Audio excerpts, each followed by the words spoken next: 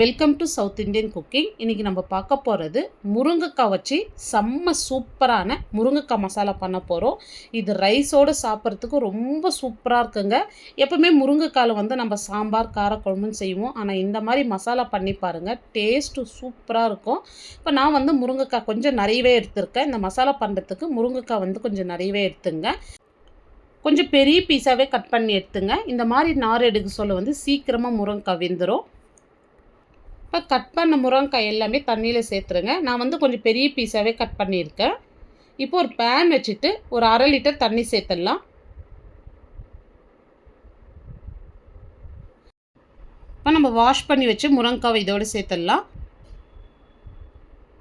இப்போ இது கூடவே ஒரு 2 சிட்டிகை அளவு மஞ்சள் தூள், ஒரு பாதி அளவு மட்டும் கல்லுப்பு சேர்த்துங்க, நிறைய சேர்த்துறாதீங்க. இப்போ இந்த முருங்கைக்காய் வந்து நல்லா வேகட்டும்.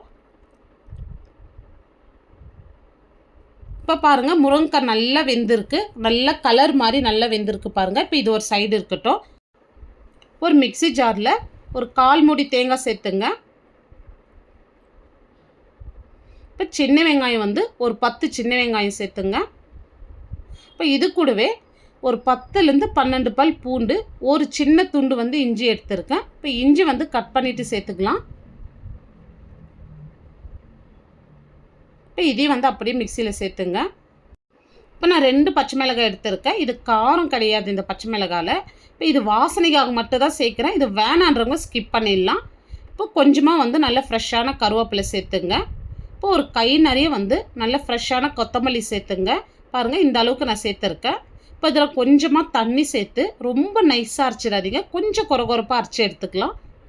இப்போ ஒரு பேன் வச்சுட்டு ஒரு 2 டேபிள் ஸ்பூன் எண்ணெய் சேர்த்துடலாம். இப்போ எண்ணெய் சூடே இருந்தோ 1/2 ஸ்பூன் கடுகு, 1/2 ஸ்பூன் சீரகம் சேர்த்துங்க. இப்போ பெரிய சைஸ் வெங்காயமாக 2 வெங்காயம் எடுத்து நல்லா பொடியாக கட் பண்ணிவிட்டு சேர்த்துங்க. இது கூடவே வந்து கொஞ்சமாக கருவேப்பிலை சேர்த்துருங்க. இப்போ இது நல்லா வதங்கி வரட்டும். இப்போ மசாலா பாருங்கள், ரொம்ப நைஸாக அரைக்கல, இந்த அளவுக்கு தான் நான் கொஞ்சம் கொரகொரப்பாக அரைச்சிருக்கேன். இந்த மாதிரி அரைச்சிங்க. இப்போ இது அரைக்க சொல்ல வந்து நான் ஒரு 1/2 ஸ்பூன் சோம்பு சேர்த்து அரைச்சிருக்கேன். நீங்கள் அரைக்க சொல்ல சேர்த்து அரைச்சிங்க. இப்போ வெங்காயம் பாருங்கள், இந்த அளவுக்கு நல்ல கலர் மாதிரி வதங்கி வந்திருக்கு. இப்போ நம்ம அரைச்ச மசாலா வந்து அப்படியே சேர்த்துருங்க. இப்போ தண்ணி எதுவும் சேர்க்காதையே இந்த ஆயிலே நல்லா கலந்து விடுங்க. இப்போ நல்லா இது பச்சை வாசனை போயிட்டு நல்லா வதங்கி வரட்டும். ஏன்னா எல்லாமே நம்ம ராவாக சேர்த்து அரைச்சிருக்கோம். இப்போ நம்ம சேர்த்ததுக்கு இப்போவும் பாருங்கள் நல்ல கலர் மாதிரி வந்திருக்கு மசாலா. இப்போ இந்த அளவுக்கு நல்ல கலர் மாதிரி வந்திருக்கு பாருங்கள். இப்போ மசாலா வந்து நல்லா வதங்கி வந்திருக்கு. ஒரு பெரிய சைஸ் தக்காளியை 2 தக்காளி எடுத்து நல்லா பொடியை கட் பண்ணிவிட்டு சேர்த்துங்க. இப்போ இதுக்கு தேவையான அளவு மட்டும் உப்பு சேர்த்துங்க. ஏன்னா நம்ம முருங்கைக்காய் வேக வைக்க சொல்ல கொஞ்சமாக சேர்த்து வேக வச்சுருக்கோம், அந்த இடத்துல பார்த்து சேர்த்துங்க.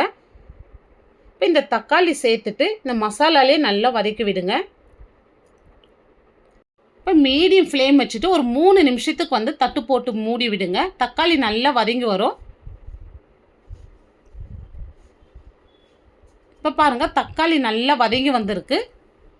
இப்போ இந்த அளவுக்கு வந்து தக்காளி வதங்கி வந்ததோ வீட்லேயே அரைச்ச குழம்புத்தூள் வந்து ஒரு 2 ஸ்பூன் அளவுக்கு சேர்த்துக்கிறேன்.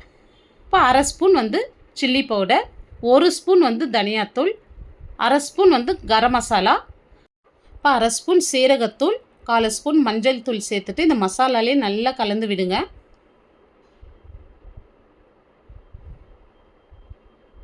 இப்போ நம்ம முருங்கைக்காய் வேக வச்ச தண்ணி வந்து சேர்த்துடலாம். இப்போ இதை சேர்த்துட்டு நல்லா கலந்து விட்டுங்க.